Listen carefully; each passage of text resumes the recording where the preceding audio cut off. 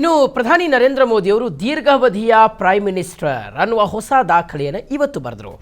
So ಹೀಗಾಗಿ ದಾವಣಗೆರೆಯಲ್ಲಿ BJP ಕಾರ್ಯಕರ್ತರು ವಿಶೇಷವಾಗಿ ಪೂಜೆಯನ್ನು ನೆರವೇರಿಸಿದ್ದಾರೆ.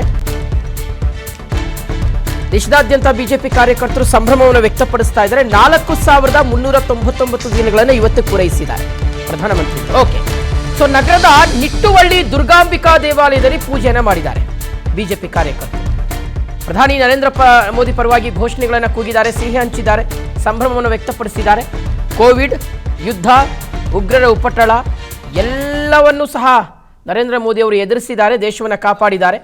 ಮೋದಿಜಿಯವರಿಗೆ ಆರೋಗ್ಯ ಆಯುಷ್ಯ ನೀಡಲಿ ದೇವರು ಅಂತ ಕಾರ್ಯಕರ್ತರು ಅಭಿಮಾನಿಗಳು ಪ್ರಾರ್ಥನೆ ಸಲ್ಲಿಸಿದ್ದಾರೆ.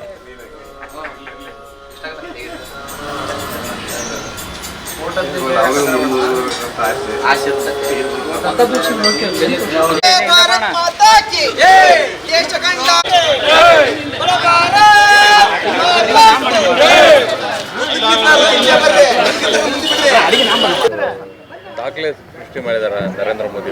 ದೇಶದ ಹೆಮ್ಮೆಯ ಮತ್ತು ಅತ್ಯಂತ ದೇಶಭಕ್ತ ಪ್ರಧಾನಮಂತ್ರಿಗಳು ಚುನಾಯಿತ ಪ್ರಧಾನಮಂತ್ರಿಗಳಾದಂಥ ಸನ್ಮಾನ್ಯ ಶ್ರೀ ನರೇಂದ್ರ ಮೋದಿಜಿಯವರು 12 ವರ್ಷಗಳನ್ನು ತುಂಬಿಸಿ ಇವತ್ತು 13ನೇ ವರ್ಷಕ್ಕೆ ತಮ್ಮ ಜವಾಬ್ದಾರಿ ನಿರ್ವಹಿಸ್ತಾ ಪಾದಾರ್ಪಣೆಯನ್ನು ಮಾಡಿದ್ದಾರೆ. ಇದು ದೇಶದ ಎಲ್ಲ ಜನಗಳಿಗೆ ಒಂದು ಹೆಮ್ಮೆಯ ವಿಚಾರ. ವಿಶೇಷವಾಗಿ ಭಾರತೀಯ ಜನತಾ ಪಾರ್ಟಿಯ ಕಾರ್ಯಕರ್ತರಿಗೆ ಇನ್ನೂ ವಿಶೇಷವಾದಂಥ ದಿನಾಚರಣೆ ಆಗಿದೆ.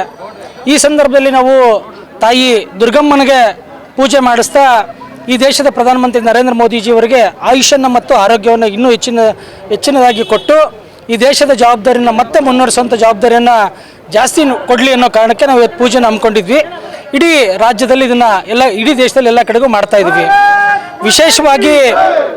ವಿಶೇಷವಾಗಿ ಏನು ಕರೋನಾ ಕಾಲದಲ್ಲಾಗಿರ್ಬೋದು, ಇವತ್ತು ನಡೆಯುತ್ತಿರುವಂಥ ಯುದ್ಧದ ಕಾಲದಲ್ಲಾಗಿರ್ಬೋದು, ಉಗ್ರರ ಉಪಟಳದಿಂದ ಆಗಿರ್ಬೋದು, ಈ ದೇಶವನ್ನು ಕಾಪಾಡಿ ಇವತ್ತು ಆರ್ಥಿಕ ಸ್ಥಿತಿಯಲ್ಲಿ 4ನೇ ಹಂತಕ್ಕೆ ನಾವು ಹೋಗಿ ಅದರ ಜೊತೆಗೆ ದೇಶದ ಎಲ್ಲ ಪ್ರಜೆಗಳಿಗೆ ಸುಭದ್ರ ಭಾವನೆಯನ್ನು ಕೊಟ್ಟಂಥ ಏಕೈಕ ಪ್ರಧಾನಮಂತ್ರಿ ಯಾರಾದರಿದ್ದೆ ಅದು ನರೇಂದ್ರ ಮೋದಿಜಿಯವರು ಅಂತ ಹೇಳಲಿಕ್ಕೆ ಹೆಮ್ಮೆ ಪಡ್ತೀನಿ.